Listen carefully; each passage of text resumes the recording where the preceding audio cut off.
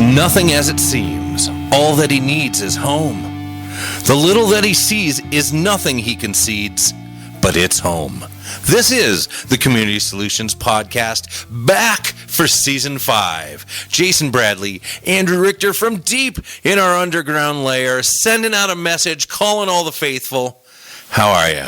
I'm doing great. Yeah? I actually wasn't even listening to the song. I was starting the new year out right, aren't we? I was reading Arthur Fonzarelli Winkler III in one of his tweets. Oh boy, I don't know if I even want to know. You don't want to know, and there again was not a strand of hair out of place. Right. By the way, are we calling this the start of Season 5? Well, I always get hung up here because we're recording this on December 30th. The star date 2020, and it will be released though after the calendar flips over into the new year. So okay, but technically, we're coming up on episode 200 here pretty soon. Pretty soon, yeah. I consider that sort of the start. My contract runs 292. My contract, no, it's 192. Or sorry, 192. My contract runs until 199. So as far as I'm concerned, I know they can pick up my option still, but as far as I'm concerned, it's... You're like me. You're stuck here forever. Am I? Yes. Well, I guess I'll make... It's kind of like we're at Alcatraz. I guess I'll just make the... being in San Francisco is about as bad a place as you could be anyway. So, why not? I mean, we'll just... Right. I don't have any idea. I wasn't even listening. So we did start off Season 5 the same way we started off the first 4. You name a song. I have no idea. I wouldn't have gotten it anyway. That's probably true. It's Pink Floyd. Was it Pink Floyd? No. Am I close? Is there a PINK-FLOYD in the name? Are there any of those letters right? One of the letters is right, yes.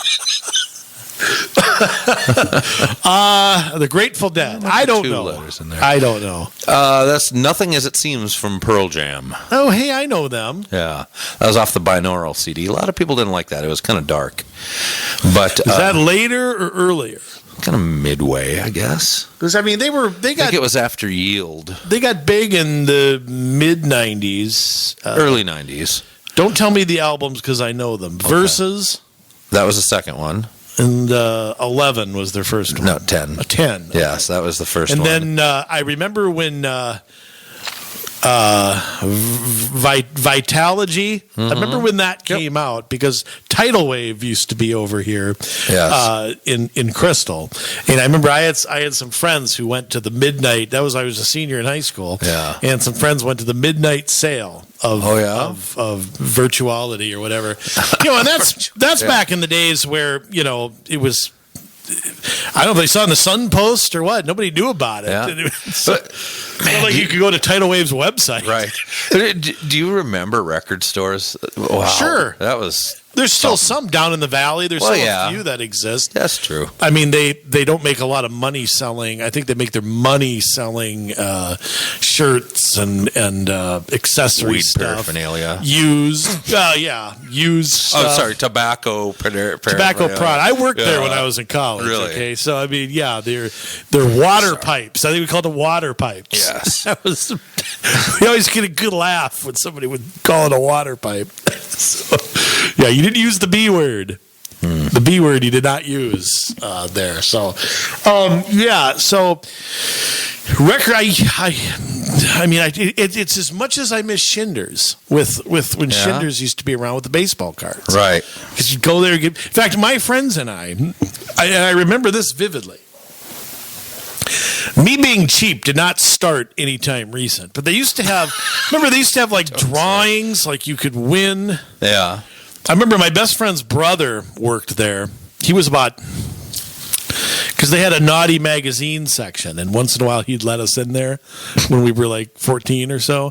Oh, but he was like 4 or 5 years older than we were. I'm kind of kidding on that, but and I remember before he worked there, there were like daily drawings to win stuff. And my friends and I would go there in the morning to enter the drawing, and then we'd come back later. change our clothes and put sunglasses on and re-enter the. Like they didn't know it was you. I must have had good disguises because I never got caught. Really? You had the Groucho Marx mustache? I had that, and I had the. I had a few other disguises. I was pretty good at it. Yeah. So yeah, that was. But boy, do I miss? Comic books. They had Pro Wrestling Illustrated there. They had any kind of back when memorabilia was harder to find, and you couldn't get it on the internet or anything. First fantasy football magazine I ever bought was at Schindler's back in 1991. I mean, it's just. Those places are gone. They're gone forever. I mean, they're gone forever. That'll never come back. Something like that'll never come back, unless it's like vintage stuff, collectibles. Right. Other than that, it'll never come back. So anyhow, Jay, I want to follow up on something I mentioned last week about the votes to remove Tim Walz's dictator Walz's powers. Okay. By the way. You got to love the governor's total blackout of news in the last 8 or 9 days. He's not said a word. And the last time he gave any kind of interview or took any kind of questions was on December 22nd. Okay. And he said that the rest, I will not let this go because nobody, of course, in the Minnesota media will do anything about it. Restaurants and bars need 10 to 14 days of notice to open up. Yeah. Is what he said that day. Right. Okay, Jay, we're recording this we're almost on the 31st. It's almost New Year's Eve. The orders expire on January 10th, which happens to be my 26th birthday. Yes. And that is 11 days out. Yeah. And not a word from the governor. Nothing scheduled. Nothing scheduled between now and January 4th, which is, and the 5th is when the new legislature takes the oath. Yes. And not a peep from the governor. So... what are we to draw from that? Well, are we to draw that we're effed again? You're getting a little grumpy over there. Yeah, I don't anticipate him opening up. Now that's insanity. Yeah, it is. But it's just at this point, it's insanity. Look at who he hangs out with, and look what these other states are doing. That he's close to. Obviously, Wisconsin's more open than we are because their Supreme Court, their state Supreme Court. Yeah, they wouldn't be without it. They wouldn't be without it. So he kind of had to leave the club. He was kicked out of the club. But Whitmer still has Michigan locked down like a tight drum. And Ohio's pretty locked down. Ohio's pretty locked down. They're in that club. They have a statewide curfew. Yes, they do. Just I'm because the virus only comes out at night. Well, it's more. It's just kind of. It's so arbitrary. Yeah. I mean, it's just petty that somebody is, can't leave their house. You better lock your doors because it's coming. Yeah, I mean, it's. I mean, California is where it's. Yeah. The most crazy. I mean, you're getting 50,000 cases a day, and they couldn't be locked down any more than they are.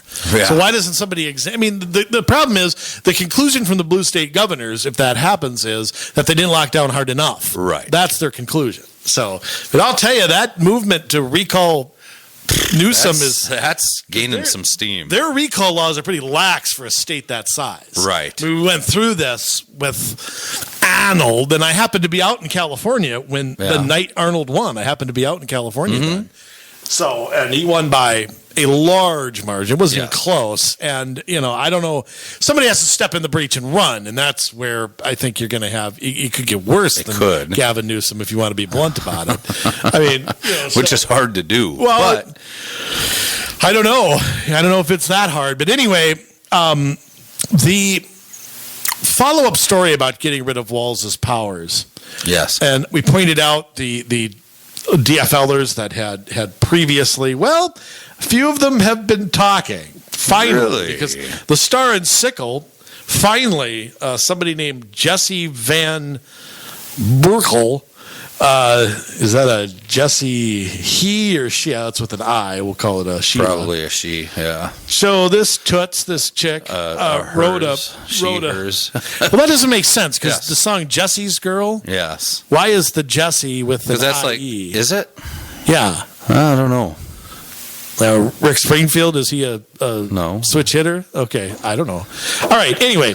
So I'm kidding. Love that song. Okay.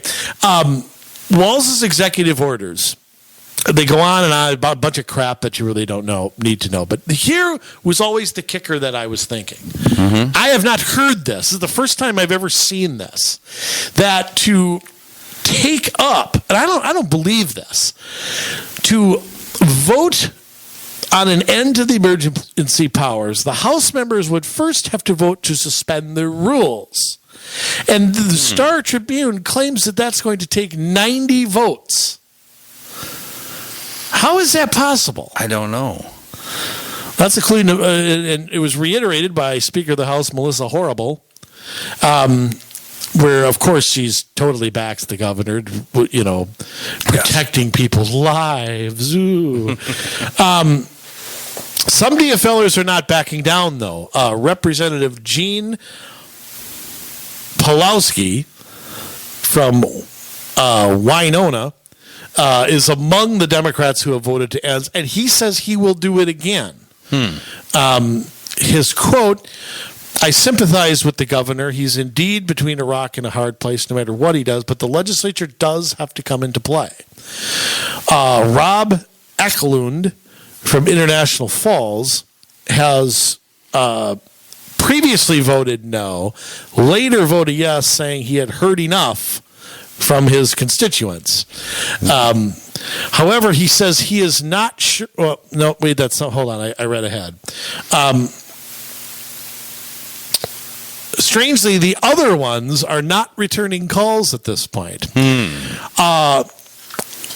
Representative Paul Marquardt, who is from like the Moorhead area, actually lives in Dilworth, which is very close to there. Yes.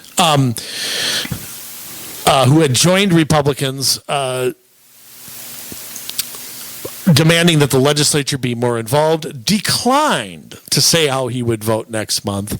He said he's concerned about the legislature's ability to respond to emergency situation, really. So he might be one of the people. See, whenever somebody declines to say something, that tells me political calculations are going on. Yes.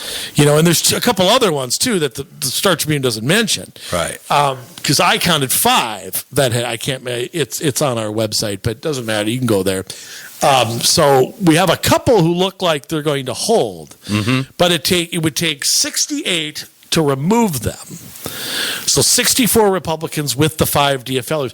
But supposedly it takes 90 votes to call for a vote. That doesn't seem right to me. No. They've been voting on this the whole time. Are they just voting on it because they know it's going to fail? I mean, if that's the case, these emergency powers will never go away. That's true. They'll never go away. 90 votes is what then? 60%? 90 out of 134. Yeah. 2/3? Maybe. I can't do math. That's worse than when I asked you 11 times 100. Okay, hold on. 90 divided by, this is riveting here, 134. Riveting radio. Yeah, 2/3, 67%. So it takes 2/3 how does the legislature pass anything if it takes 2/3 to get a vote? Well, I mean, that's just to take a vote? According to no, that's to suspend the rules. Right, to suspend the rules. But why? What are the rules? So the rules are that to vote to remove the governor's emergency powers, it takes the majority to do it. It takes 2/3 of them to have a vote to do it. Yes. If that's the case, it'll never get removed. Well, if that's accurate, yeah, that's what I would say. I'm going to call BS on that. I don't think Melissa Horrible there is very right. Again, this is where if you're the Republicans, you've got to attach the emergency powers to. I mean, I don't like doing that. I'm a single vote guy. That we shouldn't be hodgepodging crap together that's not relevant to each other. Right. But this is too important. This is way too important to fumble. It's just way too important. Yeah, I just don't know if there's the political will to get it done. There's none. Yeah. There's blustering, and that's all we're going to have. And then the fact that these DFLers are walking this back or declining to comment is your first clue that, I just kind of make that face. Jay, I want to touch on something really quick. Yes. The projections, we won't know this till next year, of the census and the Electoral College for 2024 is some places 270 to win. Politico have been posting what they think is going to happen.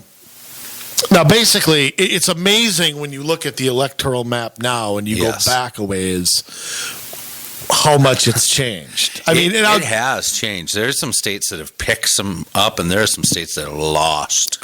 I mean, I almost can't believe it. I'm going to go back to 1976. Yes. The Ford Carter race. That I was born on January 10th of 77. So, I mean, that's the last race to which I wasn't alive. Now, here are the projections for 2000. This would be 2024. This is just the president. It's actually, I should say, it's for 2022. Yes, because of the House races. Right. But states losing a seat. Okay. I know New York's in there. New York projected to lose 1. Yep. Pennsylvania 1. Ohio 1. Really? Illinois 1. For the first time ever, California 1. West Virginia to lose 1. Wow. Rhode Island will lose 1 of their 2. Wow. And have 3 electoral votes. That is crazy. Minnesota projected to lose a vote as well. I don't think I missed anybody. And Michigan. Another one for Michigan. Wow.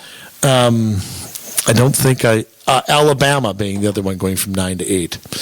That looks like the round table. Gaining a seat, gaining 1 seat will be Oregon. Ugh. Interesting. Colorado. That's where all the California people are going, probably. Yeah. Not all of them. Oregon and Colorado. Oregon, Colorado, Idaho. Yep. Arizona.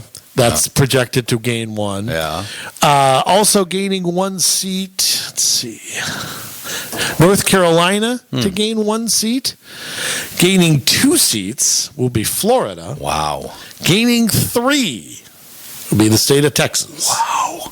Now, yes. to put this in perspective, Jay, Texas, so Texas will have 41 electoral votes. Yes. Florida will have 31.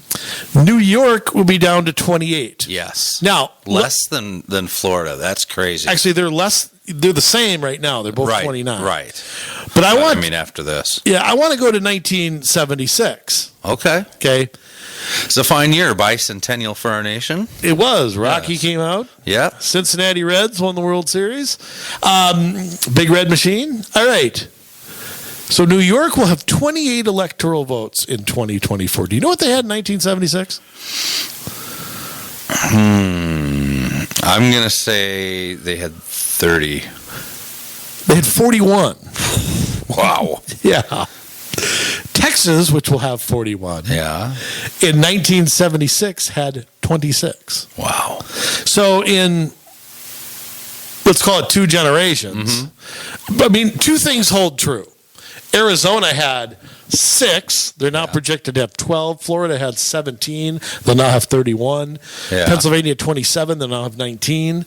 And Illinois had 26, and they will now have 19. California had 45. They'll be projected to have 54 now. Wow.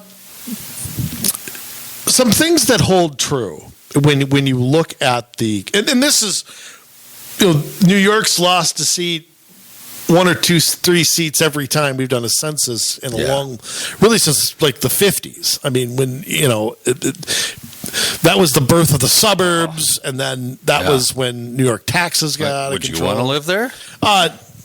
Not in New York City. I think there's nice parts of New York, but I've been in New York City. It's a dump. I wouldn't want to live there. I mean, it was worth going to once, to see the Statue of Liberty and stuff, but I don't care to go back. I'd love to go back to Texas, but two things seem to hold true. Actually, three. That the people are moving from cold weather states to warm weather states. Yep. That is as clear as day. That may be natural. That may be an aging population. That may be, a lot of reasons for that. Minus Alabama. Right. And if you look actually back in 1976, almost every southern state has gained. I mean, North Carolina, Virginia, Georgia, they've all gained. Yeah. And the upper Midwest has consistently lost. Okay. Southwest has gained during this time as well, to Arizona, Colorado, places like that. Number two, I'll call them red states, continue to grow. Blue states or light blue states continue to shrink. I mean, that's just generic. Oh, by the way, one more state to gain an electoral vote. I missed it. Montana. Really? They took Rhode Island's. So they stole Rhode Island. All those Rhode Islanders moving to Montana. Right. That's working out. They'll go from 3 votes to 4 votes, electoral votes. Now. And also, the states without an income tax continue to grow and grow and grow. Go figure. Yeah, I mean, really, totally strange that something like that would happen. That those states would continue to grow, and the very high, because California is an exception, right, to what we're saying. It's a warm weather state. They let anybody in there, and they're still losing people. Yes. You know, it's quite an accomplishment by California. But absolutely, I'm going to go out on a limb and say by the time you and I die, okay, Texas will have more electoral votes than California. Yeah. I mean, I'm going 3-4 more decades out. I don't know if it'll still be red at that time, but you know what? I think everybody talks about the demographics in Texas and all that. Yeah. They have as many Florida's 30% minority too. I mean, but a lot of that's Cuban, and they know what they came out of. True, but a lot of Texans, they're living with school choice, with no income tax. They may not want to change that. A lot of Hispanics are pro-life. Yeah. I mean, let's not lump them necessarily with other voting blocks. We'll just kind of see where things happen, and whether it's places like Houston and down, in the southern tip that grow, or, whether it's places out like Laredo and in West Texas. Well, that depends on the economy. I mean, it's going to depend on jobs. Yeah. I think that it'll be interesting to see how Texas gets redistricted, because you're adding 3 seats. Right. So how that gets divvied up, that's true too. That's difficult to do, to add 3, because you have to make the population equal. Right. You're going to cut districts in half. You're going to, there's no, I say there's no fair way to do it. So it'll be interesting to see how that gets done. I go back to when Ann Richards was the governor. Yeah. And Texas, when George W. Bush won re-election as the governor there in 1998, he won with something like 65% of the vote, yet the majority of Congress people from Texas were Democratic. Right. So that was how the district got drawn when she was the governor. So, we'll see. I mean, we'll see how weird it looks. I mean, so a lot of implications, though, for 2022. Absolutely. Because you're going to see, you're going to see 30, 40 districts get removed. Right. We'll let the 2 Democrats in Rhode Island fight it out, I guess, for who does that. But Minnesota, again, still projected to lose. We'll see what happens. seat, and I think it will happen. So, what happens here? I mean, how do you're going to have to carve it out of. You're going to have to take 2, 3, 4, 5, and 6, and those 5 and make them 4. Right. Yeah. 1 and 7 aren't moving. Yeah. Well, neither is 8. And 8. Yeah. So I mean, they may change a little bit, but the border could move north a little bit on that, the southern border, but. Well, like I said, if I had to guess at what would happen, it's that 1, 7, and 8 will get a touch bluer. Yeah. And 6 will stay deep red. They'll just say, we'll give them 1. Yeah. And my dream is 4 and 5 being just Minneapolis and St. Paul. Yeah. The problem with that is you make 3 bluer and 2 bluer. Yeah. So that's where the dilemma is. So right. We'll see. Yeah. Anyhow. All right. Jay, yes. on to our regularly scheduled program. And this is a tough show. Yes. Because what we're doing to our kids in this country right now is beyond sick. Mm-hmm. I mean, I agree. I'm fit to be tied about it, but and it's funny that I want kids in school because I'm not the biggest fan of some of the schools they go to. I know it's a tough decision, but yes, the implications for families and for the economy and for just development, generally speaking, outweighs my trepidation about that. Yeah. I know I have a lot of friends who have no idea what to do because of the, how are we going to make up this lost time? Mm-hmm. The idea kids are virtually working from home, I find, I don't know, I kind of find that head scratching. Yeah. And I want to say something about the public schools. We make fun of them a lot, but the public schools can teach. You can learn in them. Yeah. Okay, I went to public school. I learned well. Okay, my sister learned well. I'm not going to rip on teachers as individuals because a lot of them are very good. They don't have very good representation. No. But a lot of them, Jay, you used to teach. I do know people who are teachers, and I have, I have a lot of respect for them as individuals. Mm-hmm. And there are a lot of kids who benefit from,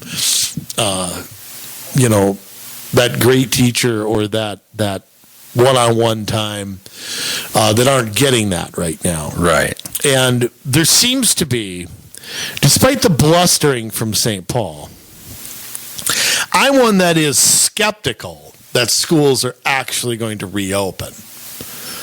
Now, the governor has, when he's not in his hiding place, keeps talking about January 18th as some day. I don't know what's going on that day. I don't know why that day. Yeah. In fact, I thought that was Martin Luther Day. But whatever. Yeah. Doesn't matter. Martin Luther King, I should say, not Martin Luther. Yeah. Yes. Yeah, Martin Luther was a different guy. Yeah, yes. He's that one guy. Okay, so... But that goal is only for elementary school kids, as far as I understand it. Yes. Now, first, Jay, let me ask you this. What has been the rationale? Because I still can't understand what the rationale is for taking kids out of school. Yeah, I don't really know. There was the scare about, the kids could get sick, be in classes with each other. And then when you really look at the data and you see, the kids aren't really getting sick or they're asymptomatic, but then it's about the teachers. Okay, but I'm going to back up just a second. Yeah. Go back to March. Mm-hmm. Shutting down the schools temporarily when we didn't know what we were dealing with. Right. It was spring break time anyway. It was a little more understandable of a decision. Absolutely. Even waiting until September was understandable. I didn't like it. I didn't like it, but I understood it. But I was like, okay, well, we're not going to go back in mid-May. Right. Let's go back for 3 weeks. Yeah, that made no sense. Right. But we had from March to September to figure out how to get this done. Okay, we had enough time to buy, Windex and whatever else we need, all-purpose cleaner. Yeah. Moist towelettes. Yeah. We had enough time to do that. We had the time to figure that out, and we not only have effed it up, okay, but to go back and then pull back, and we really didn't even go back. Mm-hmm. We left it to the.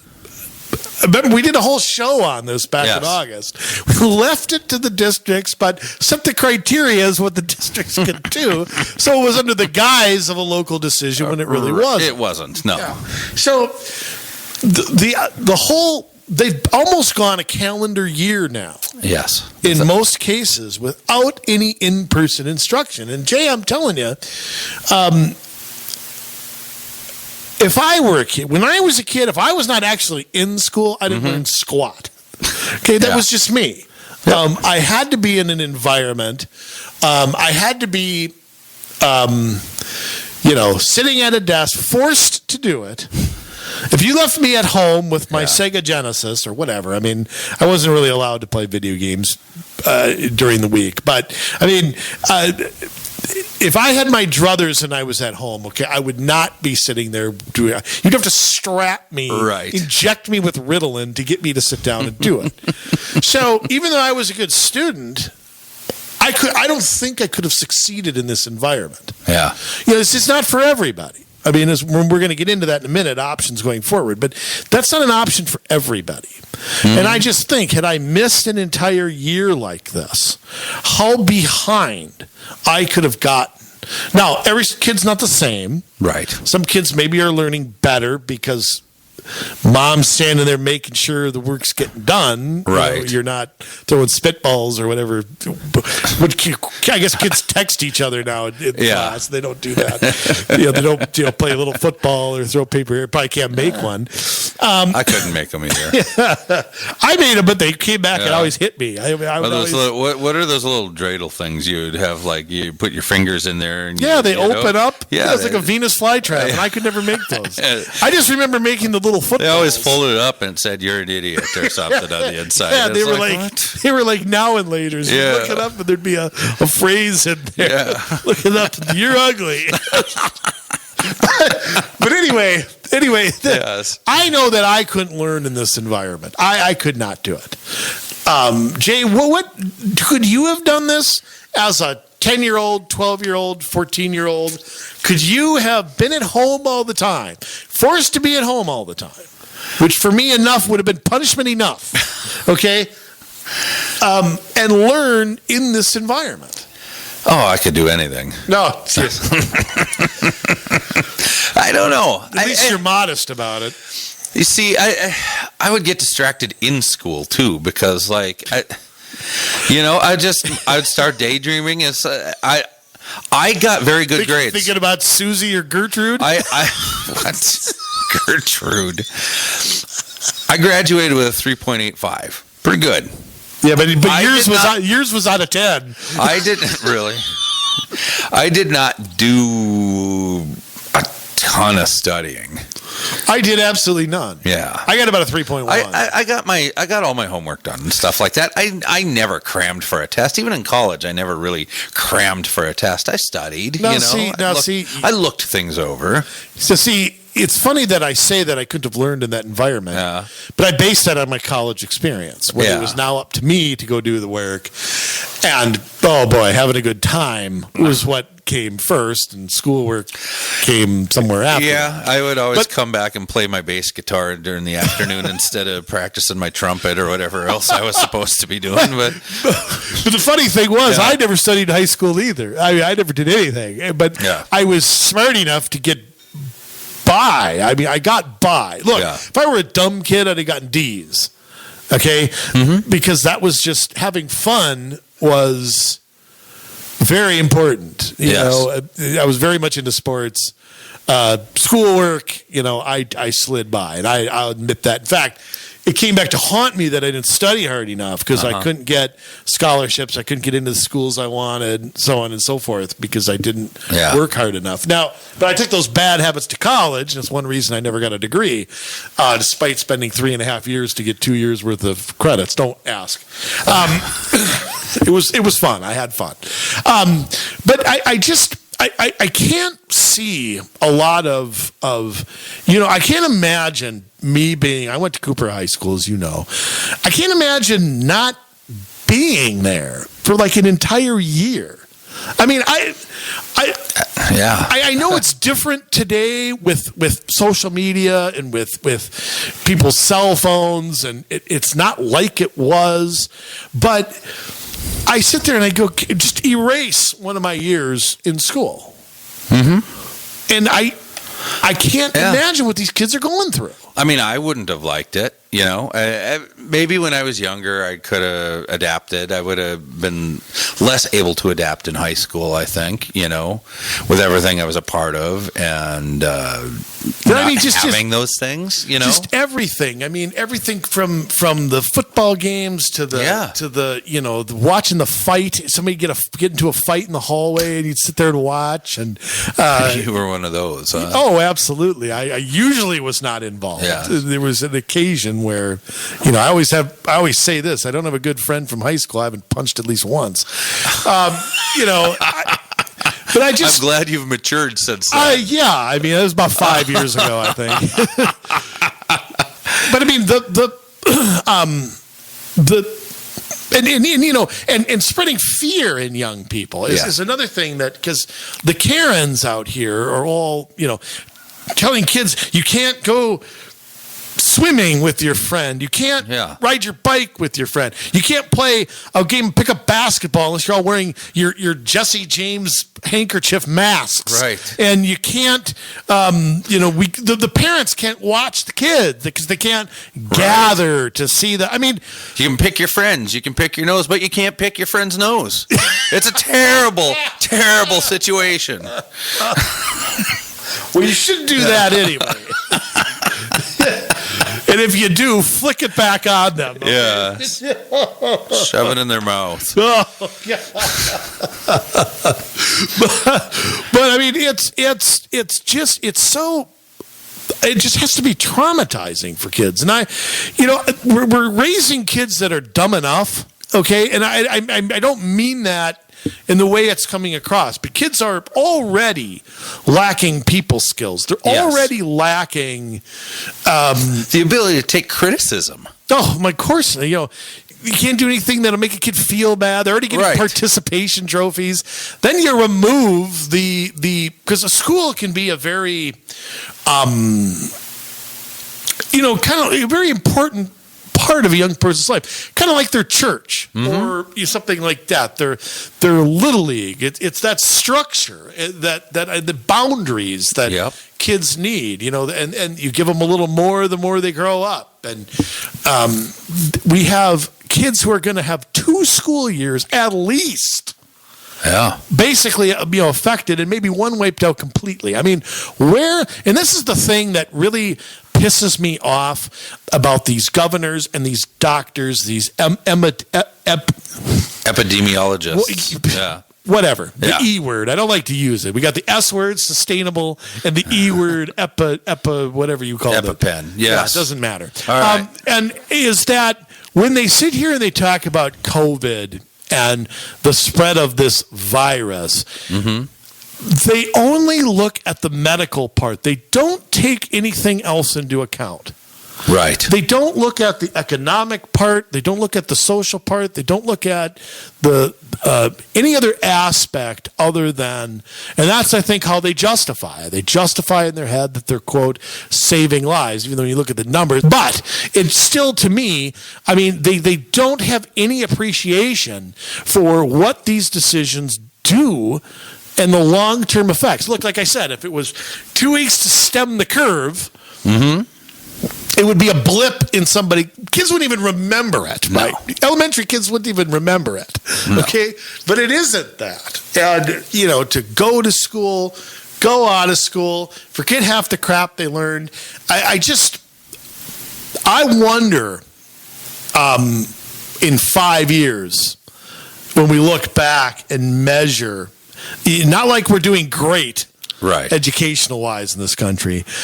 And I would point to private schools who have been open through all of this and showing how they can do this, why that can't be done. I mean, I am fit to be tied about why this isn't being done. Well, you have private schools, you have homeschools, you have, homeschool co-ops, particularly, or pods that have been, having school together this whole time. But I think part of the problem is that you've got a teachers union that doesn't want to be open, Right. Especially, a lot of states aren't as out front as like California and some of these other states. They're like, before we come back, we want to see social justice. We want to see, fairness in rent. We want to see, it's all the stuff that they're asking. We want to see the homeless homed. The activism. It's like, okay, what does this have to do with my child being in a school? And we still have in Robbinsdale Federation of Teachers, they still have that quote on their homepage from that cop killing fugitive from the law, Sada Shakur. Yeah, that's right. They haven't taken that down. Yeah, and I can't believe it after the stink we made. Yeah. I mean, normally we say something and they, put out a statement about how much they hate us. Yeah, I'm kind of offended at being ignored. But again, here's though why I don't understand their position. In Minnesota, I can't speak for other states because I don't know how their schools are funded. Yeah. Okay. The New York public schools are pretty bad too. You want to read statements. Gee whiz. Yeah. They have to know that their funding from the state of Minnesota is dependent on school student enrollment. Yes. And if people are choosing to vote with their feet, as we're going to get into here, they have to know that the faster they open, the fewer people are going to consider not staying there. Mm-hmm. Because you've got people who literally they can't work. Right. Because their kid is at home. Now, that's not a long-term solution for anybody. No. What do you do? I mean, what do you do if you're a working family or a single parent? I don't know what they're doing. I don't know either. Child staying at home alone and doing school, but the school day isn't continuous all the way through either. Like they get together online at say 8:05 and they have their good morning class. Let's talk about our emotions. And then they come back and do reading class and they stagger that for different groups so it's smaller. Then they come back and maybe do some art. And then they come back. Is your youngest doing? Oh, yeah. Is that what they do? They yeah. do a dance and then they clap their hands and they it's all kind of all over the place? The morning session is of no value whatsoever. And then I assume like later in the day, I mean, you got reading and you've got art and you've got those kinds of things. And then you have like let's wrap it all up at the end. So it's... What's the time? What does it go till? Oh, goodness. I can't remember. Are they there from 9 o'clock to 4 o'clock? Oh, no. And not straight, Like I say, he starts at like 8:05 and they're probably done, by 2 something. I mean, like a normal school day would be. I keep forgetting elementary school is less hours. Yeah. But, it's little stints here. The morning, how are you feeling session is 45 minutes. And then they had to get Richard Simmons to come in there with a balloon or something and do a little workout. The beach ball. No, he has the beach ball. That's it. The beach ball. Yes. What a nightmare. Yes. But I mean, I don't know what kids. If you're a single parent or you have both parents working. I mean, what do you do? You quitting a job right now. Yeah. That's what you're doing. You're losing the income. Yeah, you're working at Wendy's on the weekend. I don't know what you're doing. There's probably still a lot of people working from home. All of your people that work downtown in the high-rise buildings, or around the metro in different kinds of customer service jobs or project management things like. They're all working from home, and so it's just a matter of, hey, I'm going to work in the other room. You're on your own. If you need me, come get me. Which is not good for the kid either. That's what I'm saying. I mean, you're working from home, but you're working. Right. Okay. You're not doting on your child. You're not on vacation. Right. So it's kind of like, how much attention is the child really getting, and how does the teacher know if little Johnny is sleeping at his computer? I mean, what do they do? Well, they have assignments, they've got to turn in, and I don't know. And with a lot of the computer stuff, I mean, when they have their sessions, obviously it's like a two-way thing. Each of the laptops have cameras and microphones. And so, yeah, Well, they what can if you turn got- that on or turn it off. What if you got 3 kids? Do you have to have 3 laptops Yeah. doing 3 different things? Yeah, but that comes from the district. I mean, the From families the aren't paying for that. taxpayers, let's right, call it right. that. I'm just saying the parents don't have to go out and buy one themselves. They've put their share in through their property taxes. Well, now, Yes.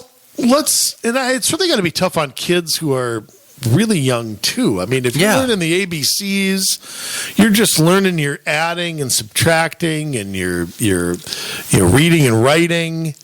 Right. That's a tough thing to not do in person. Yeah. Don't you think? I mean, I just kind of, Extremely hard. yes, it's kind of like, and if you're a teacher, it's got to be tough too. Hey, put it up to your camera. I can't see it. What do you, I mean, I don't know. I mean, how do you turn in a writing assignment? You submit it online. Yeah, you type it, I guess. Yeah.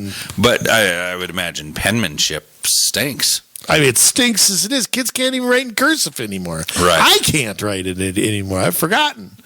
I didn't think I knew to sign my name. I have some weird mixture of cursive and printing, I think. Yeah. I like switch back You got and a weird forth. mixture of everything. Well, right? that's true. I mean, you're what? German and Cherokee Indian? No, That's enough. English, Swedish, and Cherokee Okay, Indian. what a Yeah. combination. Even worse. Or, I mean, Really? Yeah, I mean, you take neutrality and war, right? Or is that Switzerland? That's Switzerland. Oh, okay. I was about to say you took everybody's money. The Swedes are the Vikings. They were that was very, Norway. very adept at war. Oh, really? Was Both of them, yes. the Norse? They both. They were Yes. adept 500 years ago. Okay, you got any Vikings in your family? Probably. I don't know. I got to do one of those Ancestry.com. There's not a paid commercial. I got to do one of those deals and see what comes out. When I was a kid, my mom traced and my Uncle Jack, they traced our family all the way back to the 1200s. Really? My mom's side, not the Richter side. My Uncle Jack actually he's since passed away, but he actually went to Germany and Poland. Yeah. And tracked down some distant cousins. And Wow. When he Yeah, I retired. had a great uncle and great aunt that did that. Not back to the 1200s, but into our Swedish ancestry, probably back into the mid 1800s. Yeah, and or I don't so. know how he did it. I don't know how he did it. Like the Mormon Church keeps really good records. So It was through a church, the Lutheran Church, but I don't know. was it through the Lutheran Church? I think so. Well, sometimes through membership documents and who was born and died, funerals and They births, kept good marriages, records of that in some places. Yeah. And there was, I remember seeing, I know we're off the subject here, but I remember seeing when my two greats, grandfather, again, this is on my mom's side. Yeah. When they immigrated to the United States, I saw his Ellis Island thing Really? he filled out. Because you had to go through, what a lot of people don't know about immigration back then, you had to go through like a health check. Yeah. They checked you for lice. They checked you for you. They wouldn't. Oh, yeah. They'd say, get on the boat and get out of here. You're not bringing this crap here. Right. So and then my great grandfather was born, I just remember Philip Hepner. I remember he looked like Ronald Reagan because he had the hair. He had the hair that, he was like 80 and I don't remember him, but it was like 1905 he was born. And it was like 5 years after my great grandparents immigrated here, like in their 20s. Yeah. So anyway, but yeah, they do keep. There are countries that keep great records. I mean, Yeah. if you're Russian at all, you could get records going back to Yeah. before Peter the Great for sure. Right. You just had to check the breadline records. Well, back in Russia, in the Peter the Great's time, a service time in the military was 22 years for Wow. some. So believe me, they kept good track of you. Oh, yes. Yeah. You just wait. They'll have every record they need of you. Pretty All soon. of you very soon, Pretty yes. soon they're going to put that microchip in you first. Yeah. All right, back to the schools. Jay, Yes. my hope, because remember, we are Community Solutions and we are optimists here. We are not Debbie Downers. No. Okay. My hope is that people are going to get fed up with the public schools to the point where not only do they do a certain amount of them leave the public school system. Yes. But demand that something be done about it. And I actually think, again, I'm being optimistic, and I shouldn't predict this because if I do, I guarantee you it won't happen. That if the schools do not reopen up completely this semester, you are going to see the biggest mass exodus of public schools in the state's history. Yes. And you may even see a class of people permanently gone from public schools no matter what happens. Wow. Regardless of whether things like vouchers, which are not going to pass right now, the Republicans have completely abandoned that idea as well. Charter schools, but I think you're going to see the alternatives ramp up. I think you're going to see, for people where online stuff is a success, you're going to see them look to do that permanently. Why would they go back if it's working for them? Right, exactly. I mean, and that's, but again, I worry about the unequal ability of people to do that, that everybody doesn't have that option, to stay at home, forego income, so on and so forth. It's unequal opportunity. And that's the thing. I mean, we're talking about, we believe that there should be equal opportunity, and the Marxists believe there should be equal outcomes. And as long as everybody's graduating and they're handing out diplomas like candy bars, that's okay by them. Yeah, but ultimately, I think people are, through this pandemic, are understanding results-based, that they're seeing what's happening. And I just don't think there's going to be this great rush to go back among some parents. Some parents are pissed at the governor, at the teachers, so on and so forth. And I'm not sure that they're, but I also know that some parents feel that way and feel they don't have any other options. Right. So what do we do, Jay? What has to happen? I know we've talked about this before, but since everybody is sort of looking at COVID as an opportunity to expand their own power, I'm suggesting that you and I do the same. Yes. If you can't beat them, join them. Right. So let's join them. Why not? How do we use this to increase the, I'll use the E word, equitable opportunities. Which is okay when we're talking about opportunity. Yeah, for all students here. I mean, where does that, how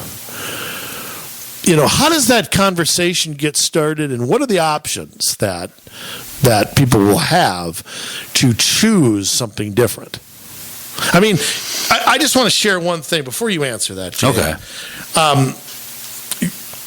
You look right now at, first off, things weren't great before this, but you look at St. Paul. Yes.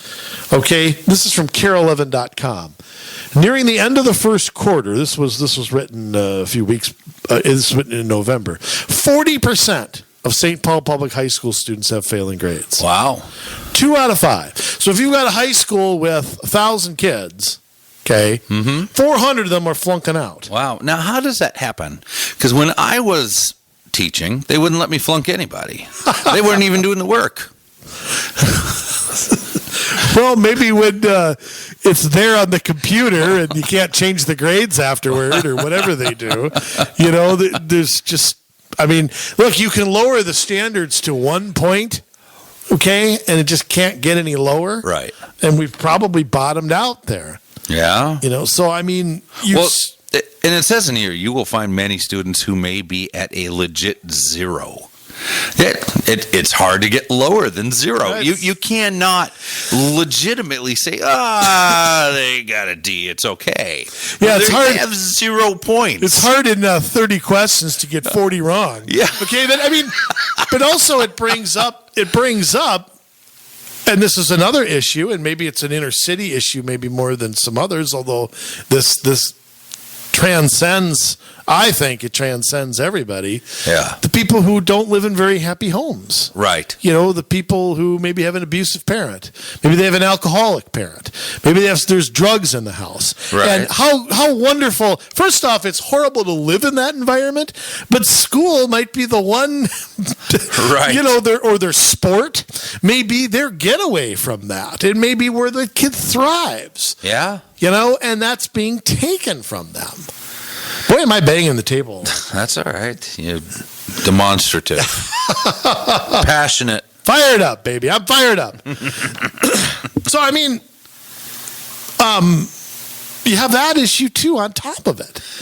Yeah, well, I mean, suicide rates are up. The suicide rates are... You know, and it's because... Talk about saving lives. Yeah. We're destroying lives to save them. But they don't care about that. I mean, they're pro-choice. They don't mind that you know, doctors are killing kids before they're born. So why do they mind if a few other kids are dying? Yeah, or Bill Gates, where you want to believes in euthanasia. Right. What is this? Where is this story from, Jim? Where can we? Education Week, edweek.org. A punch in the gut dealing with suicide in a pandemic.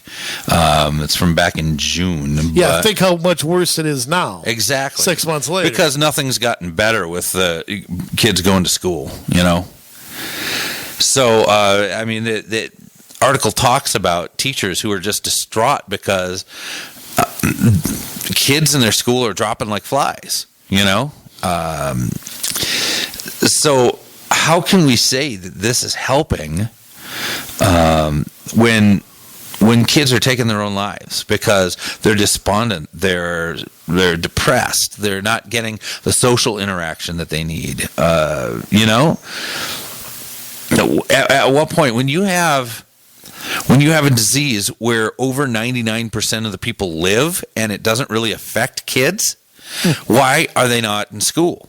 You know, why are we allowing them to stay home, get depressed, take their own lives, and we're just, you know, I don't think we can let kids back in because, you know, we've got a little bit of a surge going on.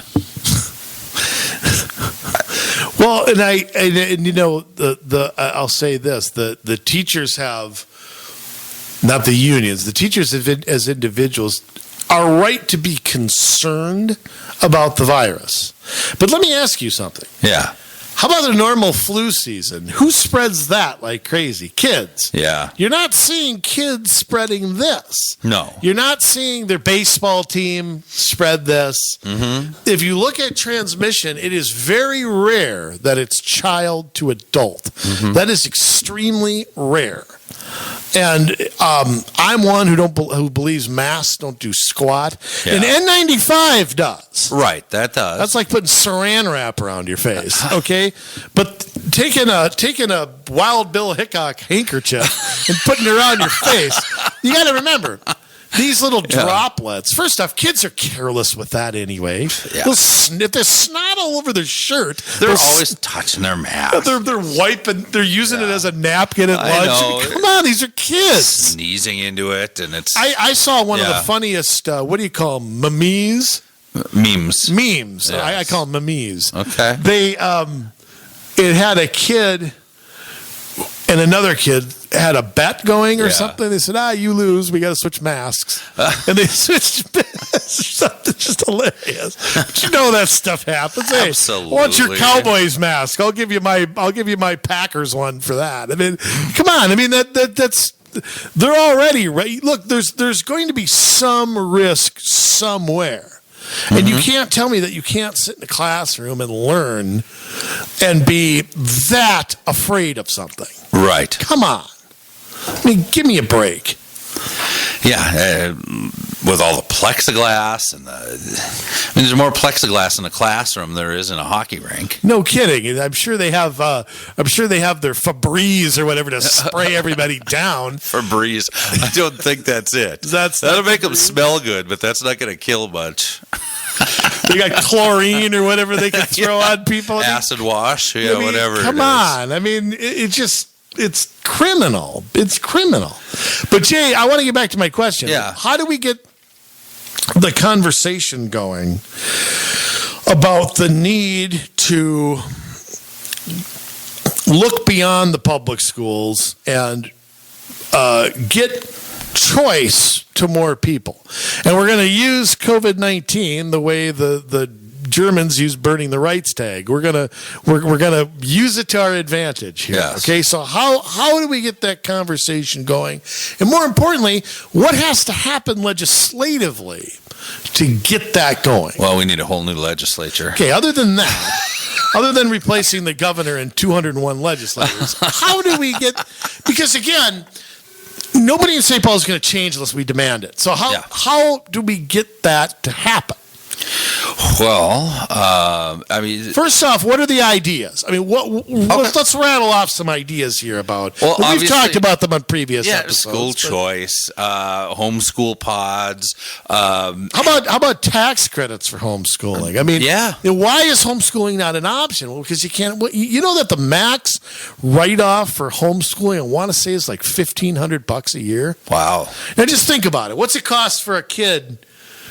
What does it cost to tax? That's a little hard to discern because there's federal money, local money. But let's say it's $10,000. It's more than that. Yeah, it depends on let's say it's $10,000. Why are we only giving a tax credit of $1,500? Mm-hmm. If they were in school, we'd spend $10,000 on them. Right. So why don't we take that $10,000 and then maybe that parent doesn't have to work then, that second job. Yeah. Maybe they can stay home.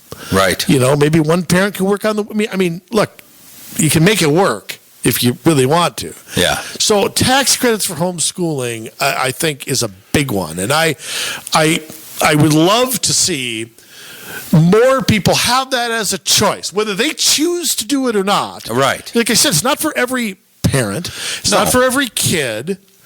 And I know some people go, well, the kid's not gonna socialize. Really? The kid goes to church. The kid plays sports. The kid. Well, and they have homeschool co-ops as well that meet like once a week, and they can get together in a very small setting. But Well, I know, where I serve, the church I serve in, that there's a homeschool co-op that meets there once a week. And how many kids. parents and kids is that? Oh, goodness. There's quite a few. I've never counted them up. But, I mean, there's, our upper Is it like a classroom upper parking lot's full, and there's a couple people that park in the lower parking lot. And, so they use almost all the rooms of the church, to divide up into different classes and stuff. So, there's a lot of kids there. And they're all getting together, and they're having class, they're doing music, but here's the thing. I mean, some parents are really great at that homeschool thing, and they can teach, and they enjoy it. Some can't teach, so what do? They teach gym. No, I'm just kidding. Stole that joke. All right. I thought they taught music. Oh, thanks. Yeah. Okay, let's see you do do re mi fa sol la ti do. Oh boy, right? No. Oh, that wasn't it. No, I didn't spend. Didn't you get my inner soprano? I didn't spend 5 years of college. You spent 5 years of college to teach 1 year. Tens of thousands of dollars to be told that. All right. Neither did those gym teachers. Right. No, I'm kidding. True. I'm kidding. No, but they get to be creative. I mean, that's the thing. Yeah. The private world will figure it out at some point. And that's where I really like the homeschool pod idea, where you have parents that put their kids together with like one person teaching the neighborhood, and I mean, they don't need a license for that? Well, I'm kidding. That might be one way it's going to get broken up. Yeah. By claiming that's, naughty. Yeah, well, how, I don't know. Because, all the ins and outs, but if you're doing homeschool, I mean, it's I don't know if they have to know who's teaching the kid. They just have to be able to turn their work in. If the kid's learning, why does it matter who's teaching them? Yeah. Why does that matter? I don't know why that matters. No. Okay, so homeschooling, pods, creative things. Are we going to see an increase in private schools? Well, now that's something everyone can't access. Right, and there's a certain capacity that they have. They want smaller schools. They want to be small by design. Normally, yeah. That they do that on purpose. Mm-hmm. Absolutely. But do we see more of them? Do we see them trying to become more affordable? Do we see them? Yeah, I mean, do we see them getting into the homeschooling pod business? Like, you know, maybe homeschooling isn't an option. Maybe that's a part-time option for you. Is there a hybrid model that they could do? Could they do some online stuff? I mean, again, put it in private hands. yes. You know, I mean, if I'm a private school and I have to bring in kids or I'm gone. I'm not like a public school that just gets funding. Right. So they're going to have to figure out how to make it work. Yeah. So, I mean, is the pod idea, the group idea, is that where a private school could come in and modify that model a little bit? Yeah. And, you know, keep the group small like they like it and somehow lower the price so that more people can do it. I think that's possible. I mean, why not? How about churches? Do they have a... And that's what I was just going to bring up. Yeah. Some of them have private schools already, but what about ones that don't? Where, say you had some teachers that were sick and tired of this whole debacle in the public schools, and you got a handful of them together where they could have kids come in and they pay, you know, X amount a week, and they get taught from a number of different people, and setting up like a homeschool co-op, but that, you know, meets, you know, regularly, kind of a loose confederation of teachers, if you will, that maybe meet at a church where all the kids can go there, or, you know, some other type of thing. I think that's an idea as well. You know, you get maybe somebody that could teach math and reading, and someone else that's maybe social studies and science and whatever, and you know, you have a few people that teach, you know, a number of people, and I think there's a way to lower the cost of it then as well. You know? Yeah, I mean, especially if you don't have to pay costs of a school building, right? And I mean, you'd probably have to pay rent at the church, but sure, that's not. Sure, you could partner. The church would be a partner, though, and you could pay some utilities or something too. But I mean, you know, if you partnered with a church, said, "Look, we don't have a building, we don't have buses, we don't have," you know, think of all the expenses in a school that aren't. You know, your textbooks could all be online too. You wouldn't have to buy, you know, and then you could update them easier, you know, through that kind of a curriculum. Right. I mean, are there, you know, I mean. I can see it as an option, maybe not for everybody, but for a lot more people, I think, than maybe I originally thought. Right. Because to me, the opportunity, you know, school safety is an issue. I mean, there's a lot of selling points that they have to this. I mean, for electives, I mean, you could start doing like apprenticeship programs, you know, send kids to the local, you know, mechanic shop or follow a plumber around. I mean, you could, and you wouldn't have to do subjects every day like college. I mean, you could have maybe Tuesday and Thursday are your math and science days, and maybe, you know, Wednesday, you know, you're in a mentorship program, and maybe, you know, there are different ways to look at this where you're not locked into the same schedule every day in the same building every day. You're not locked into that 50s, 60s model. Yeah. That's what it is. It's the same model that your grandfather used. I mean, that's it. But that's the thing, though. I mean, anytime you come up with somebody has a destructive model, and by that I mean somebody that challenges the establishment, they're fought against like crazy, you know. Whoever's establishment always has the power, has the upper hand, has the money. In this case, it's the teachers' unions. It's all the teachers that are in St. Paul in the legislature. But let me challenge that for a second. Yeah. There is a way to beat that, and it's to vote with your feet. It's to say, you can bluster all you want. If our kids don't go to your schools, but it makes me think, because these pods have been attacked by the educational establishment pretty hard. and churches are always attacked, especially if they mixing faith and all that. I don't know what's wrong with teaching somebody faith as well as education. I mean, I don't know what is faith only for Sunday. I mean, I don't, Well, and there was a document that came out from the secular Democrats in Congress. They have their own caucus, and their whole goal, they sent a 28-page document to Joe Biden, and in there they called for a complete separation of church and state, and for that to never be violated, and to, end any public funding of anything that's religious. And so, they don't want any of that mixing. And really the whole deal is to deal a huge blow to the church. And, church is an institution they don't control. Right. It's that simple. Hey, this idea has got me thinking, because I think I could be a teacher in one of these. Really? What would you teach? Well, I'd probably teach history or, you'd something be like a good that. history teacher. I'd have to watch my mouth a little bit, but, do you think that, let me ask the question this, because I'm intrigued by this pod idea. Is this something that you see more in the elementary school level, or do you see this as something that junior high, high school, I mean, is there Absolutely. Is there a difference there, or how do you... I mean, there's a difference in how you go at it, just like there's a difference how you would, manage that in a public school.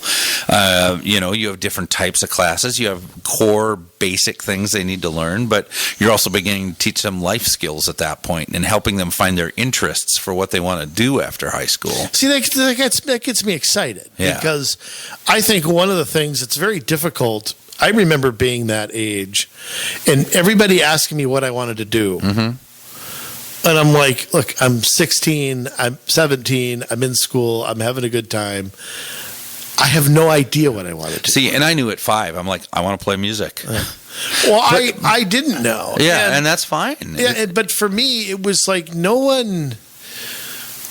there was no option like that to say, okay, well, maybe you'd like this. Why don't you try an apprenticeship for 2 weeks? See, and that's where school guidance counselors are worthless. I mean, sorry to any of you that are listening. I'm not sorry. School guidance counselors have spent 70 years ripping people off. I ended up at the wrong college. I should never have gone to the college I went to. I should have gone to one that was more based on music performance of more modern music, rather than stuff out of the 16, 17, 1800s. Listen, you were doing Bach and I appreciate them. I appreciate what I learned. I appreciate all of it. Oh, they all contributed to. Yeah, absolutely. And I learned. Then take a history class on music. You learned it. Right? I took. Let me tell you, for each period of musical history, I took a music history class, plus an overall music history class, plus one on folk music. And I still... What's that, Joan Baez and... but I no, well, at the end, it might have got Bob into Dylan, maybe? Current stuff. But here's the thing. After all those music history classes, there were 8 of them that I took. I did not get credit for history, and I had to take a history class in college. They did not give me any history credit. So, you know what I did? I took sports history. No, really? The hell was that when I was in college? And this is coming from somebody that loves American history. Why don't you just take basket weaving? Well, you just wanted, it's like, amazing. I took 8 credits or 8 classes of history. I'm not taking your history. It's amazing that you know so little about sports history, yet despite that. Yeah. Every time I ask you a sports question, you don't know the answer. Yeah. It's because there's always dates affixed to it. All right. Yeah. Okay. I understand that. Yeah. But I'm intrigued by this idea because think about, I think the thing that intrigues me the most is one of the things that public schools do not do. Yeah. Is adapt to the job market. It's almost like they can't. It's not completely their fault, but you can't, if you look at the last pre-COVID, the recession here, the jobs that were growing were Not jobs that required a 4-year degree. They were mechanics and carpenters and plumbers, Yes. and there were great electricians. There are still great shortages there. That is because schools teach kids how to go to college. Exactly. Yeah. They prepare you, and then college teaches you to get a job. Right. Like I said, But we've not lost the trades. Right. Yeah. And we've lost the entrepreneurial aspect of it too. They don't teach you to be entrepreneurs. No. Teach you to just go get a job, work 9 to 5, take public transit, Yeah. wear your bow tie. The risk, the calculated risk Yes. of entrepreneurship is, and I think that's another thing that I think these pods could revive is Absolutely. this spirit of entrepreneurship, the working from home aspect, which I think is going to be permanent in some cases. Absolutely. You think Even though Zoom is owned by the Chinese, Right. which But concerns do you me. think some of these companies are going to go back to paying thousands upon thousands upon thousands of dollars in rent in high rises downtown when they can have their people dispersed and do the same work? Not a chance. No. I mean, it can't all happen at once because they have leases and stuff like that. Right. But they're yeah. not going to renew leases. They're going to find a way to get out. Well, they have to Find smaller buildings out in the suburbs to house their servers, and that's going to be that. Yeah, and again, that's going to lower so much cost for these businesses. Maybe they can hire more people, they can expand, so on and so forth. But yeah, you're going to definitely see these big office spaces. There's so many of them, and they're already dying. I mean, there's office space anywhere, Right. And it's just going to be nothing but more of it that you're going to have, and people working in their underwear all day, and But again, we have to. If that's a change, young people have to be prepared for it. Mm-hmm. They have to be prepared for it. But I'll say this. I wonder, I'm intrigued by the partnership aspect. That a pod, what I want to see? I want to see the trifecta. I want to see these homeschool pods, private schools, and churches all come together, not just to lower the cost. Mm-hmm. But to make a permanent, my question becomes, legally, can they do all of this? Right. Because now if you're a private school, can you be a homeschool at the same time? I.e., do you have to have teachers that have a license? Do you have to, what is the caveat there? I'm not saying teachers with a license have no place in them. I'm just saying, how do you... Well, I mean, when you homeschool, as a parent, you have to turn in test results and stuff like that to... there are standards you have to meet. Right. And you have to work, I believe, with the public district in that. I haven't homeschooled, so I could be wrong on that. So somebody email me if I'm wrong on that. It's either that... Send them a nasty one, too. Oh, really? But maybe there's a way then for the pods to work out of the private schools in that way, where they're affiliated, but, you're not paying the dues of being in class or something like that. And,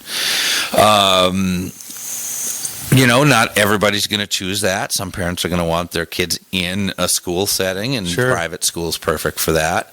Not every private school will have it, but I wonder if new private schools will emerge. Like, say you wanted to create a private school. Right.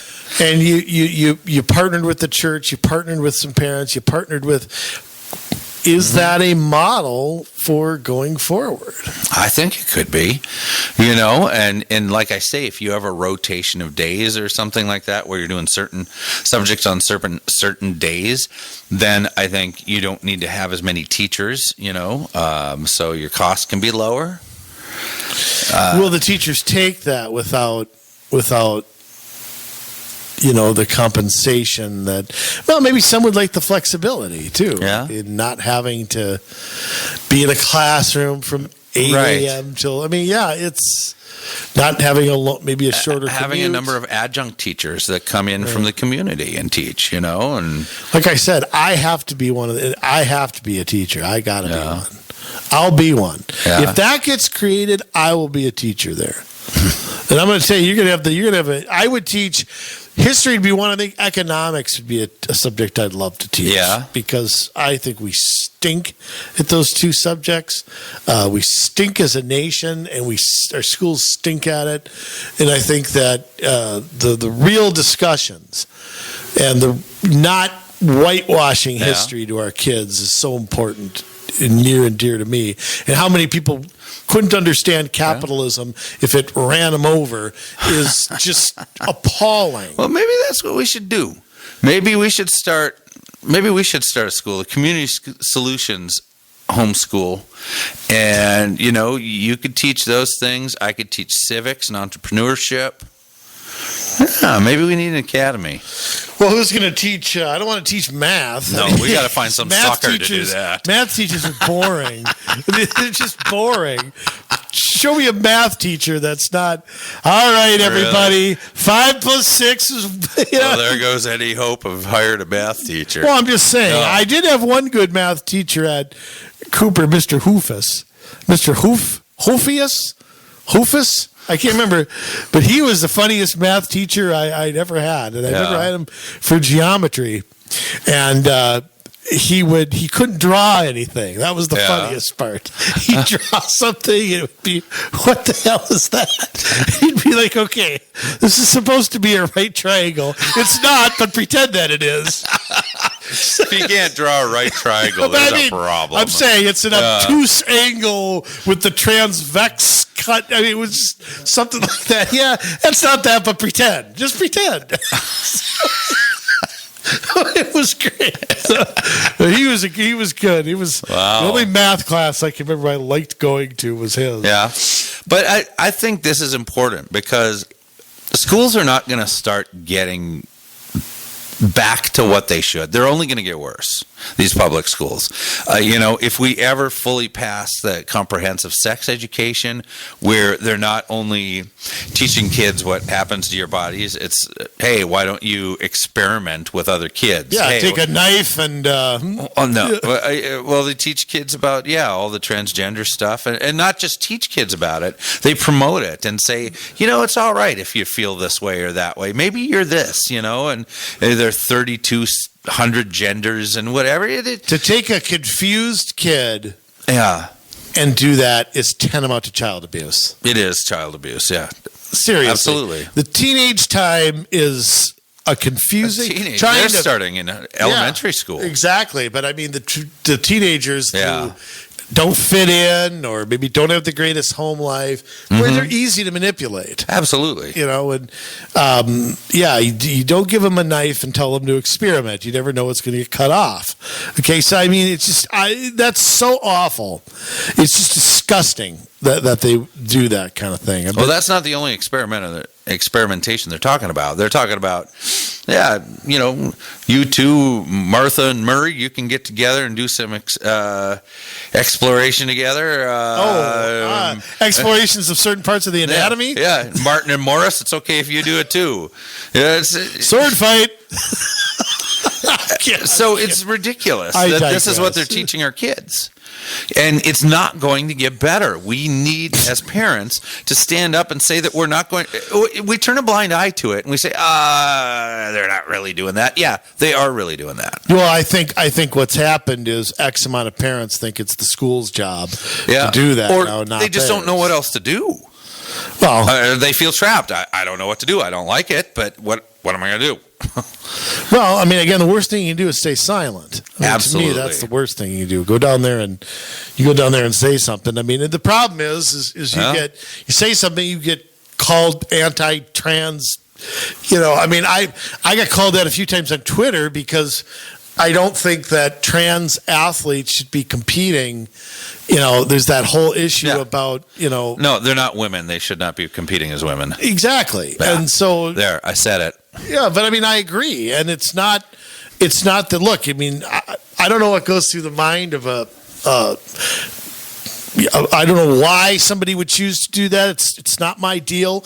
But you can't then, use that to an unfair advantage in something. No. So it's just it's ridiculous. But I mean, the bullying stuff and like I said, the whitewashing of our history, the participation trophies. I mean, it all contributes to what has happened in our country with our young people. So, yeah, I mean, this is, again, an opportunity. We're going to call this an opportunity. Yes. This is our great reset here. This is our great reset. So eat that, Prime Minister of Canada. This is our great reset. So I think, that homeschooling, those tax credits, but I think that's something like that isn't coming in the short run. You have to take the bull by the horns and do these pods, and then the churches and the private schools, they all have to somehow combine forces. Yes. All have to come together to do this, I think. How about the charter schools? Are they closed like public schools? Because charter schools are quasi. They're publicly funded, but they're charters. Many of them become magnet schools. I mean, are they under the same rules right now as the other public schools are? Yeah, I believe that they are, for the most part. And I guess I don't know if I think they do have to follow the models though, because they receive the public funding. So yeah. Yeah, I mean, but I'll tell you what. You mentioned the sex ed stuff, but the racial stuff is that too. It's really out of control. You're getting the curriculum that comes in directly from places like the 1619 Project, Black Lives Matter, saying that America is a racist nation. It's been a racist nation since the beginning of our founding, which is not true at all. Ridiculous. When our pilgrims came over here, I mean, you had Jamestown first, and their whole deal was that they were going to come over here and start a religious community, and then the pilgrims followed them 400 years ago this year, actually. This was the 400th anniversary at Thanksgiving, or actually it would have been in December now when they came into Plymouth Rock. Yep. And that's right, my great-great-great-great-grandfather, Adolphus Richter III, captain of the Mayflower. Really? Mm-hmm. Yeah. Then you had his brothers that were my great-great-uncles that were the Santa Maria and the Pinto. Yes. They were all Columbus's ships. All Richters in the 1400s. Yeah, whatever. But you know what I'm talking about, the Mayflower and the other two. They were all Richters that captained those. Oh, okay. Boy. Usually we give you completely factual information on this show today. Go prove me wrong. Adolphus Richter III. I'm telling you. Okay. All right. There wasn't a junior in there too, right? Nope. Okay. That was his son, the third junior. But, they came over, they started religious communities. They were big on fasting and prayer, and they did not bring slaves over with them. The first, I know we need, this is off topic, we need to make this quick, but this is part of why it's important that people learn history in schools the way it was. It's not off the topic. first, It's right the on first topic. slave owner was not even white.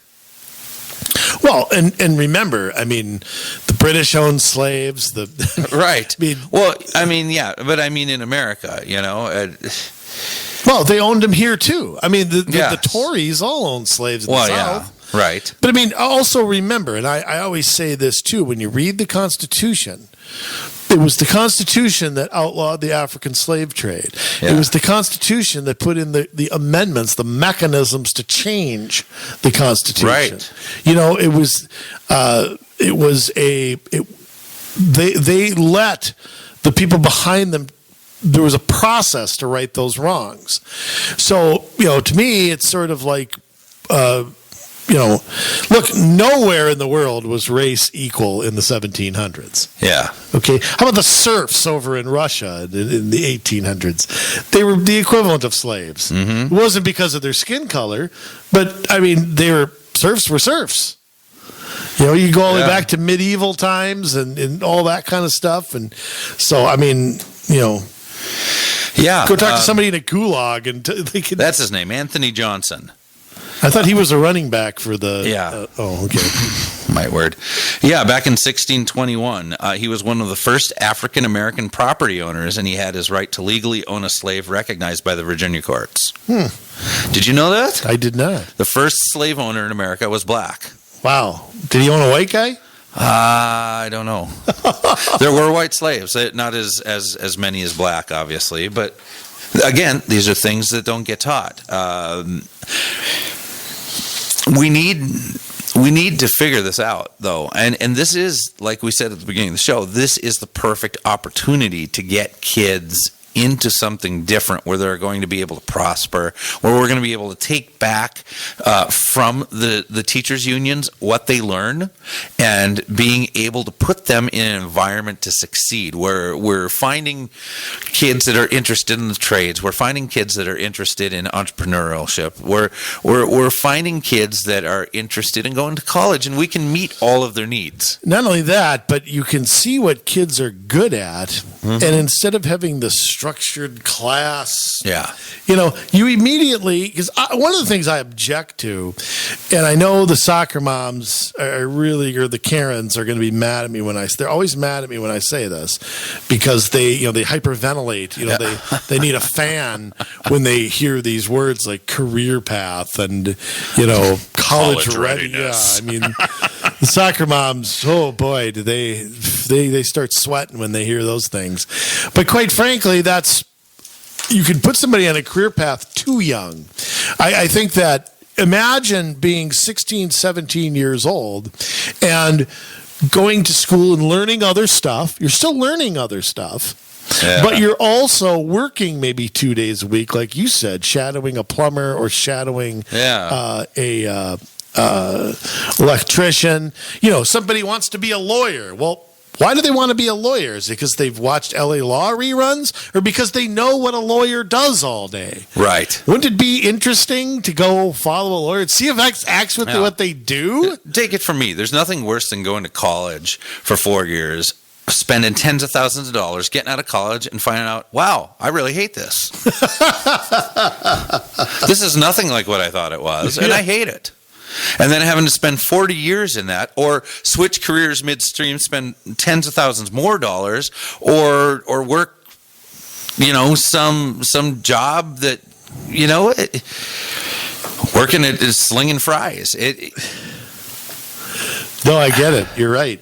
I mean, imagine, though, had you had that opportunity at 16, 17, to spend a few weeks watching that, what you chose get done for a career. You might have made a different choice at 18 or 19 or 20. Yeah. So, yeah, I mean, I don't know.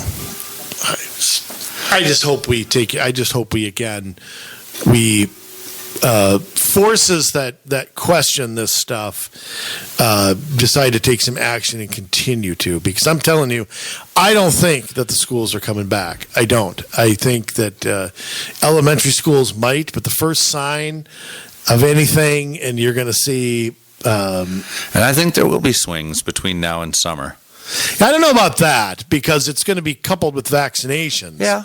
So, I mean, and you're the more we get of that out there, the more people over 75 get them, you're really going to see deaths and all that just plummet. You're not going to see cases go away anytime soon. Since, you can end up in a car accident and that's labeled as COVID. Yeah, exactly.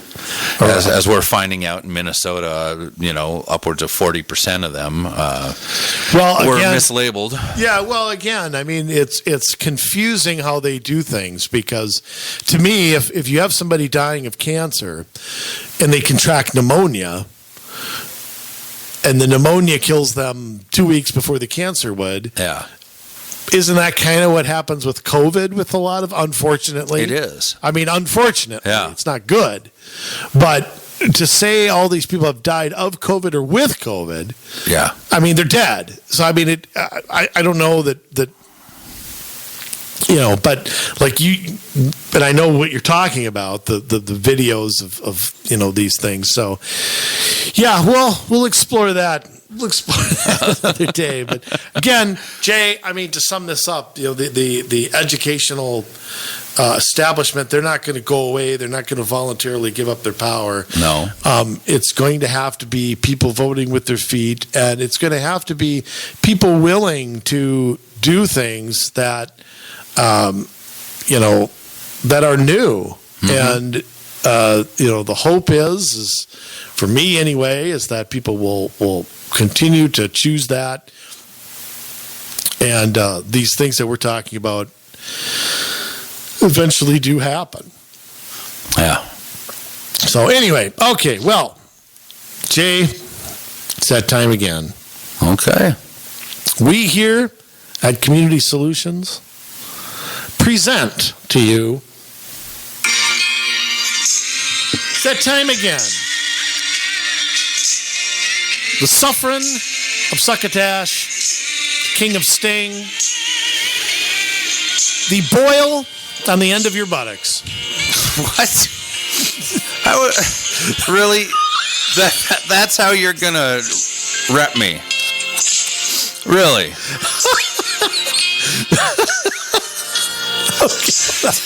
My word. I lost what I was going to say next. The women love them. The men want to be them. Styling and profiling, limousine riding, jet flying. With a sign-off sermon, once again, we present Jason Bradley. The boil on your buttocks. Well, this boil's going to be I got that from an episode of MASH, I just want to say. Yeah. You could thank Major Winchester. Boy. Well, here we are, 2021. You like it yet? I know, it's early. And unfortunately, with years, it's not like a bad sweater where we can bring it back to the store and demand a refund. We're kind of stuck with it. We got it in our memory banks and not much that we can do. But the good news is that the future really is up to us, and we can take a whole pile of lemonade and... That's not really how that goes, is it? We can take a whole pile of lemons and make lemonade out of it. Yeah, I know, it's getting tired out, folks. All right. I don't know what a pile of lemonade would look like, but... What shape is that in? It would look like a pile of pee on the streets of San Francisco. All right. It's indistinguishable from lemonade. Okay. Focus. The new year is new, so we're still figuring this thing out. Here we sit, and we close our eyes and we think that, this is going to go away. I am so thankful, thank good Lord, that 2020 is over and 2021 is here. Not so fast. I think that 2021 has a potential to be worse than 2020 because we have people that are bent on destroying this country, that are going to be doing their best to do what they believe in, to put those things into practice, to make laws, to create procedures that not only move the ball in their direction, but to cement them in such a way that we can't ever really get them out. Because every time we seem to move further to the left, we never retake any ground. We can't ever seem to get rid of those things. Part of that is because all these Republicans in Washington aren't worth their salt.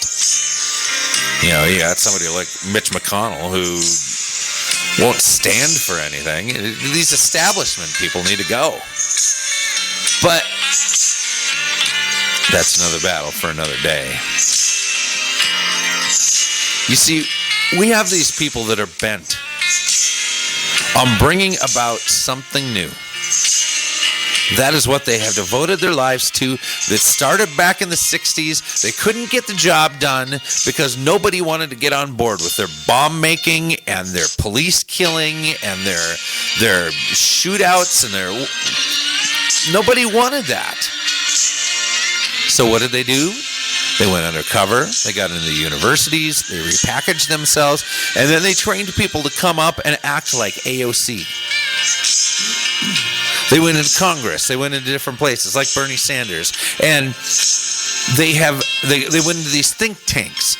And they have steadily worked at creating policy that moved us in a direction of socialism, of Marxism, and we haven't done anything to counter it.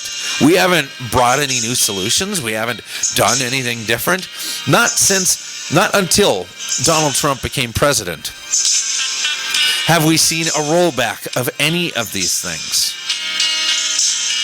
And he has tried and tried and tried, but he can't even get the establishment Republicans to get on board with him. There are more of us than there are of them. We are able in this country to create such a noise that we could change things if we would only put our collective heads together. Light always overtakes dark. You have a dark room, you light a match, what wins? The match does. Darkness can't overcome light. Light always overcomes darkness. But it takes people bringing that light out from under a basket, under a bushel. You know, we're supposed to be this city on a hill, a light for all to see. But we haven't been living up to that. We haven't been living up to that at all.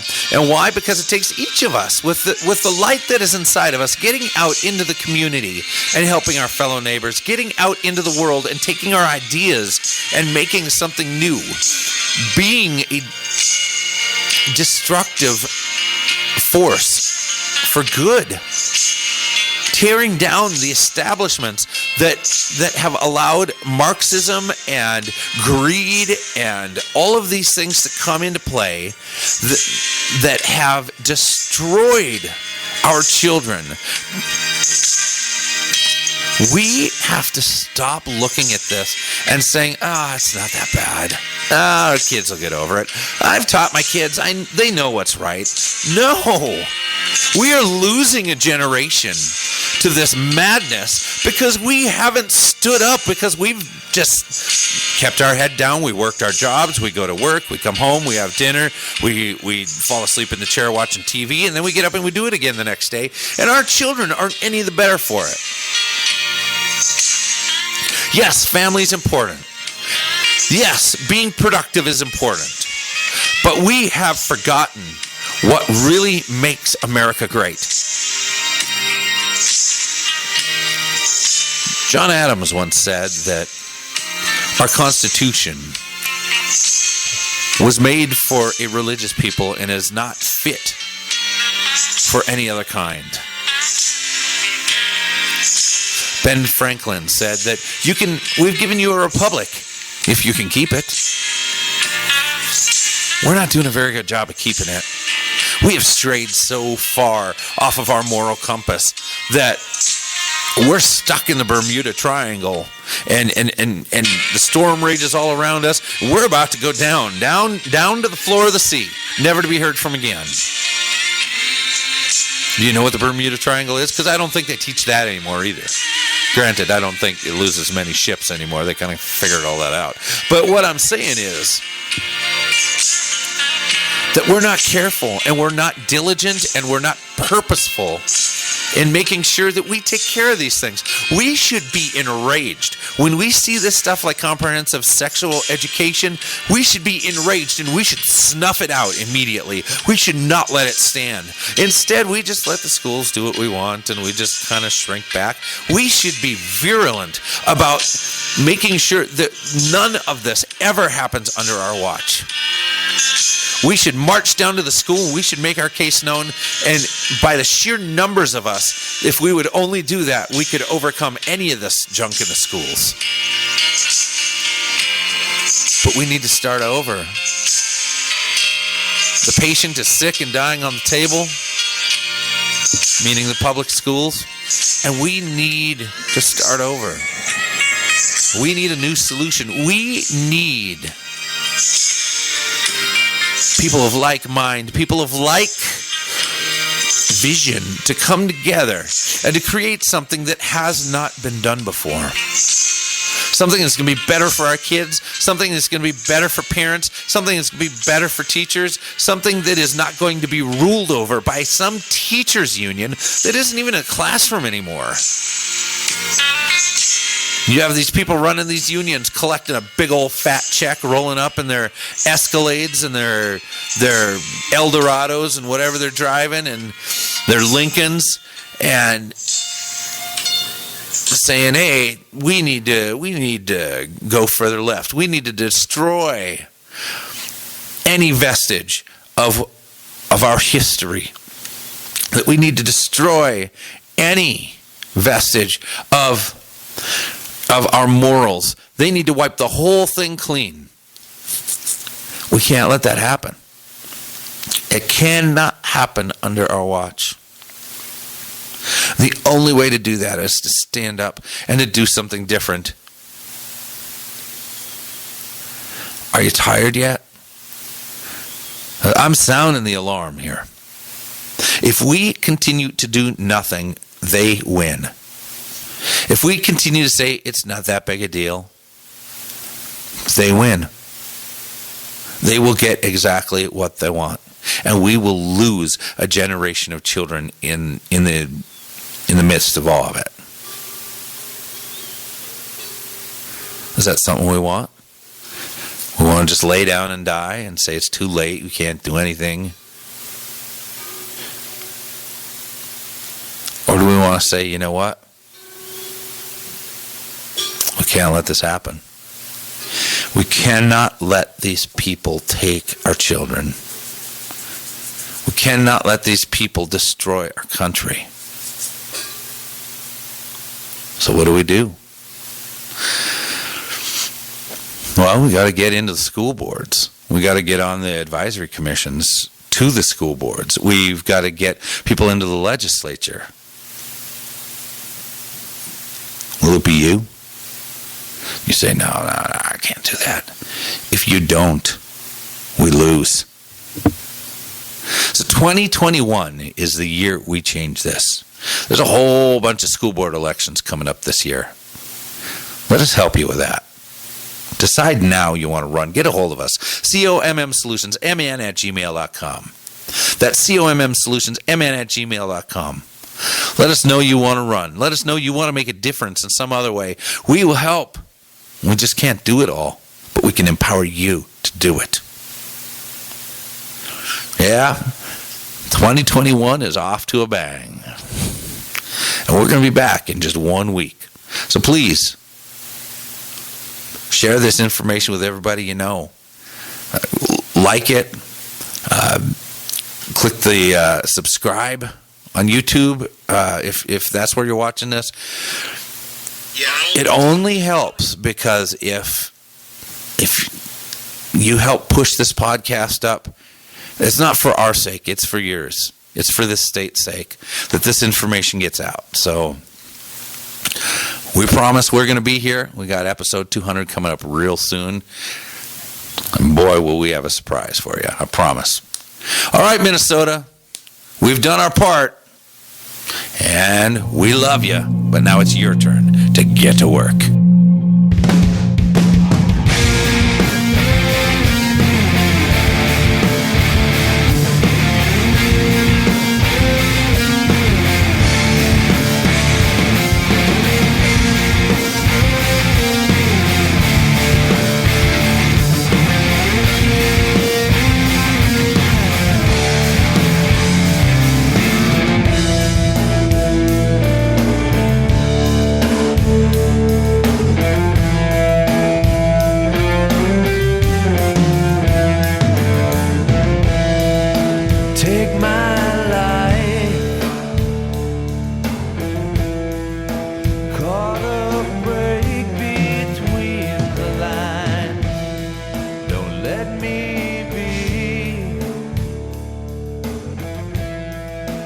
Get too caught